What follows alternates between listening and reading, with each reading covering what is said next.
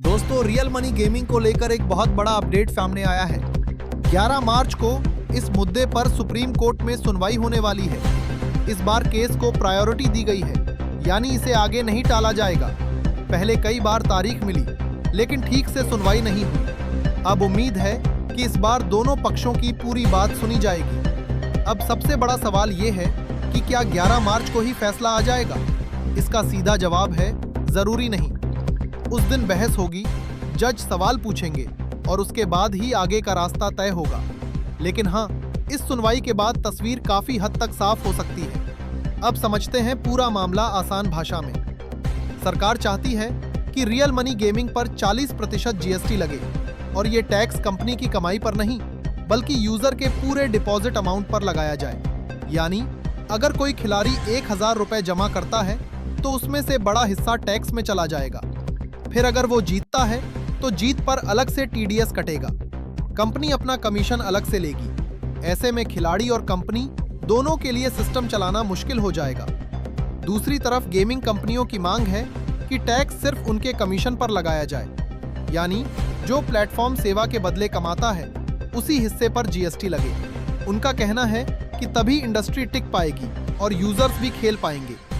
इसी टैक्स के मुद्दे की वजह से कई बड़े ऐप्स ने अभी तक पेड कॉन्टेस्ट शुरू नहीं किए हैं। कुछ जगह पेमेंट सिस्टम चालू है, लेकिन असली पैसे वाले गेम बंद है। कंपनियां साफ नियम आने का इंतजार कर रही हैं, ताकि आगे कोई कानूनी परेशानी न हो। आपने ये भी नोटिस किया होगा कि कुछ प्लेटफॉर्म अपना तरीका बदल रहे हैं। सीधे पैसे से गेम खिलाने की जगह वे अलग मॉडल ला रहे हैं। इसमें यूजर किसी सेवा या शॉपिंग के नाम पर पैसा डालता है और बदले में गेम खेलने के लिए टोकन मिलते हैं। इस तरह वे नियमों के अंदर रहकर काम करने की कोशिश कर रहे हैं। अगर सरकार का 40% वाला नियम लागू हो जाता है, तो हो सकता है ज्यादातर कंपनियां इसी तरह का नया तरीका अपनाएं। लेकिन अगर कंपनियों को राहत मिलती है, तो पेड कॉन्टेस्ट दोबारा सामान्य तरीके से शुरू हो सकते हैं। इस सुनवाई की अहमियत इसलिए भी ज्यादा है क्योंकि यह सिर्फ एक कंपनी का मामला नहीं है। यह पूरे रियल मनी गेमिंग सेक्टर से जुड़ा मुद्दा है। लाखों खिलाड़ी, हजारों कर्मचारी और एक बड़ी डिजिटल इंडस्ट्री इस फैसले से प्रभावित होगी। अब बात करते हैं कि 11 मार्च को क्या हो सकता है। पहला, कोर्ट दोनों पक्षों की दलील सुनेगा। दूसरा, टैक्स मॉडल पर सवाल जवाब होंगे। तीसरा, आगे की दिशा तय हो सकती है। चौथा, फैसला उसी दिन आए या बाद में, लेकिन स्थिति साफ होने की उम्मीद है। इसलिए 11 मार्च की तारीख बहुत महत्वपूर्ण मानी जा रही है। जो लोग रियल मनी गेमिंग खेलते हैं या इस इंडस्ट्री से जुड़े हैं, उनके लिए यह सुनवाई भविष्य तय कर सकती है।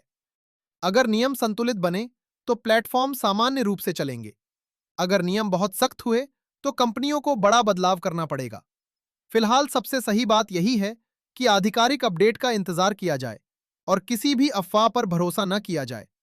जैसे ही सुनवाई से जुड़ी पक्की जानकारी आएगी, आपको तुरंत अपडेट मिल जाएगा। अगर आप इस तरह के अपडेट सबसे पहले जानना चाहते हैं, तो चैनल से जुड़े रहें। वीडियो पसंद आए तो लाइक करें और सब्सक्राइब जरूर करें। बस दोस्तों, अभी के लिए इतना ही। 11 मार्च की सुनवाई के बाद जो भी बड़ा अपडेट आएगा, वो आप तक सबसे पहले पहुंचाया जाएगा। जुड़े रहिए, अपडेट लेते रहिए और समझदारी से फैसला लीजिए।